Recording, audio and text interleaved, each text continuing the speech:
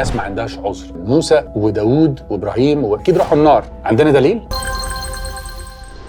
هل كل الناس فعلا بيعدي عليها الوقت الفرصة ان هم يبقى عندهم الاختيار، ولا في ناس اصلا ما بتبقاش عارفة مين ربنا او عندها يعني ما جاتهمش الفرصة دي؟ اوكي، هنيجي للسؤال ده لانه متسأل بطريقة مختلفة وهنجاوب عليه باستفاضة من الكتاب المقدس. بس لا، ربنا بيوري نفسه والناس ما عندهاش عذر. في العهد الجديد في الكتاب المقدس بيقول حتى انهم بلا عذر، ولما عرفوا الله لم يمجدوه او يشكروه بل حمقوا في كل. فاحنا هنجاوب على السؤال ده باجابه مستفاضه من الكتاب المقدس، بس لا، لينا اجابه، وربنا بيعلن لكل الناس ولا واحد من الجنس البشري له عذر. تقول لي ازاي؟ ده في ناس قبل المسيح حتى جت ما شافتش المسيح اصلا، عرفوا ازاي؟ راحوا السماء ازاي؟ هنجاوب على السؤال ده. بس عشان افتح مثلا الاجابه دي، يعني مثلا الناس تقول في العهد القديم مثلا موسى وداود وابراهيم راحوا ازاي السماء؟ عرفوا ازاي؟ اكيد راحوا النار، عندنا دليل؟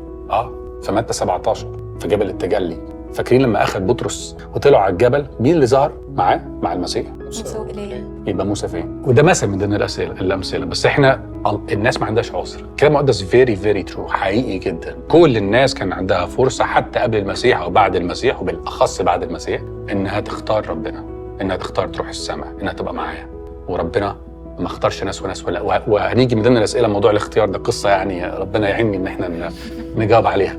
بس لا، ربنا مش عايز حد يموت، وربنا اعلن ذاته، وبالذات لو بنتكلم في العهد اللي احنا عايشين فيه في 2025 ولا 2026 او 2030 whatever.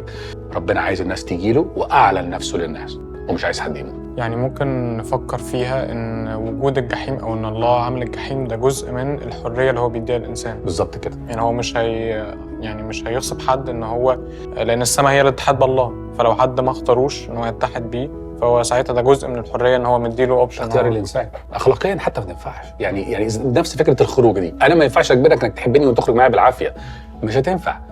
ربنا مدي حريه للانسان، ولو ما عملش كده ما يبقاش ربنا.